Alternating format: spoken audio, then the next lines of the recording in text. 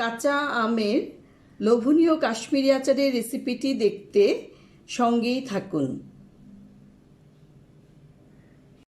আসসালামু আলাইকুম, কেমন আছেন সবাই? আজকে কাঁচা আম নিয়েছি কাশ্মীরি আচার করব বলে। এখানে আমি মিডিয়াম সাইজের 5টা আম নিয়েছি কাশ্মীরি আচার করব। কাশ্মীরি আচারটা অথেন্টিক উপায়ে করাটা একটু মুশকিল, অনেকেই হয়তো জানেন না, আবার অনেকেই খুব সুন্দরভাবে করতে পারেন।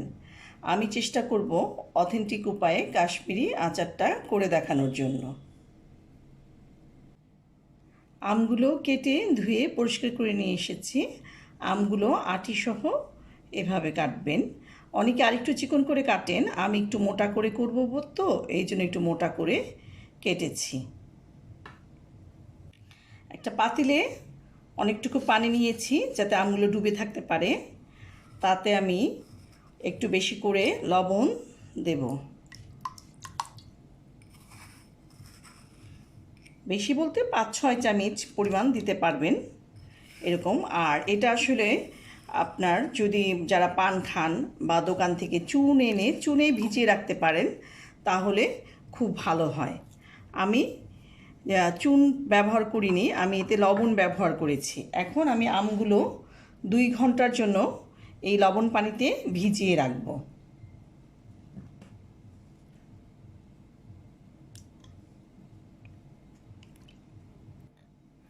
আমগুলো ভালো করে ডুবিয়ে দিয়েছি লবণ পানিতে। এটা 2 ঘন্টা রেখে দেব এভাবে।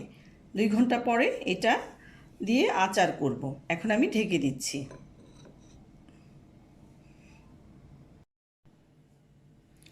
2 ঘন্টা হয়ে গেছে। 2 ঘন্টা পর এই যে আমগুলো লবণ পানিতে ভিজে সুন্দর এরকম হয়ে আছে। এখন এগুলোকে ভালো করে ধুবো, ধুয়ে আচারের জন্য রেডি করব।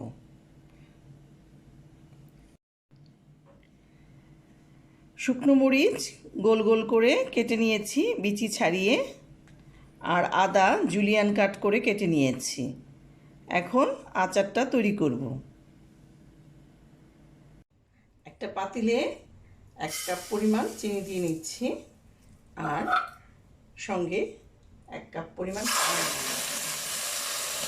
চিনিটা আমি শিরা করে নেব। যেটা 1 কেজির মতো আম, তাহলে আমাকে আরও 1 কাপ চিনি দিতে হবে। এখন আমি শিরাটা তৈরি করব।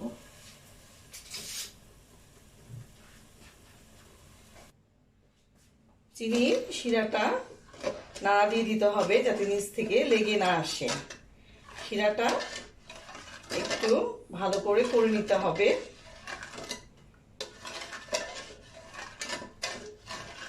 চিনিগুলো গলে আসা শুরু করলে আমি এতে একে একে দিয়ে দিব প্রথমে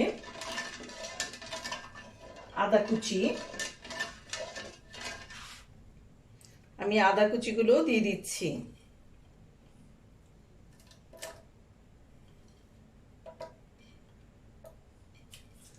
আমি ছোট 2টা তেজপাতা কেটে নিয়েছি, সেটা দিয়ে দিচ্ছি। আর 2টো এলাচি দিচ্ছি। আমি নিজস্ব একটা গন্ধ আছে, সেটা যেন নষ্ট না হয় এই জন্য অনেক বেশি গরম মশলা আমি এতে ব্যবহার করলাম না। চিনির সঙ্গে সঙ্গে আদাটা মিশে যাবে। চিনি গলার সঙ্গে সঙ্গে চিনির মধ্যে আদার গন্ধটা ঢুকে যাবে। চিনি শিরা ভালো করে বলক এসে গেছে। এখন আমি এতে আমগুলো দিয়ে দিব। আমগুলো আমি লবণে যে ভিজিয়ে রেখেছিলাম সেটা আরও 3-4 বার ধুয়ে নিয়েছি, ভালো করে পানি ঝরিয়ে নিয়েছি। সেই আমগুলো দিয়ে দিচ্ছি। আমি চিনি শিরাতে অনেক বেশি পানি ব্যবহার করিনি, কারণ আম থেকে পানি বের হবে। এটা আমি মাঝারি আঁচে জাল করব, খুব বেশি জাল বাড়িয়েও দেব না, আবার জাল কমিয়েও দেব না, এভাবে আমি করে নেব। এরপর আমি এতে দিয়ে দিব স্বাদ অনুযায়ী লবণ আর শুকনো মরিচগুলো। এখন আমি এতে 2 চামচ পরিমাণ লবণ দিয়ে দিচ্ছি, স্বাদ অনুযায়ী, যে যেরকম লবণ খান। আর 2 চামচ পরিমাণ সিরকা দিয়ে দিচ্ছি।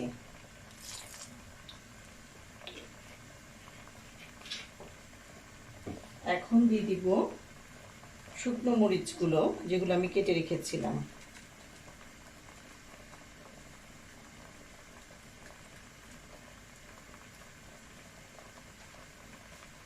ভালো করে নেড়ে দিব সিদ্ধ হওয়ার জন্য উল্টে পাল্টে।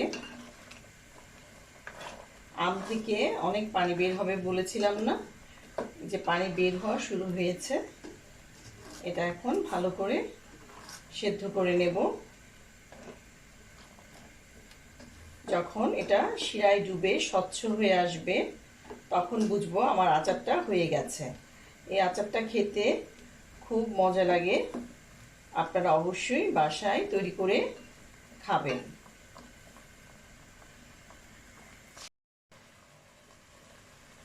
ঝোল প্রায় ঘন হয়ে এসছে শিরাটা, আর আমটাও জেলির মতো হয়ে গেছে। এখন আমি চুলার ফ্লেমটা বন্ধ করে দিব। খুব সুন্দরভাবে তৈরি হয়ে গেছে কাশ্মীরি আচার। একটা আমও ভাঙেনি, খুব সুন্দরভাবে তৈরি হয়েছে। এখন ঠান্ডা হওয়ার জন্য রেখে দিব, তারপর ঠান্ডা হলে আমি বয়মে পরিবেশনের জন্য রেখে দেব। কত সুন্দর হয়ে গেছে কাশ্মীরি আচার, দেখতে কত লোভনীয় লাগছে। এভাবে কাশ্মীরি আচার আপনারা বাড়িতে তৈরি করে খাবেন।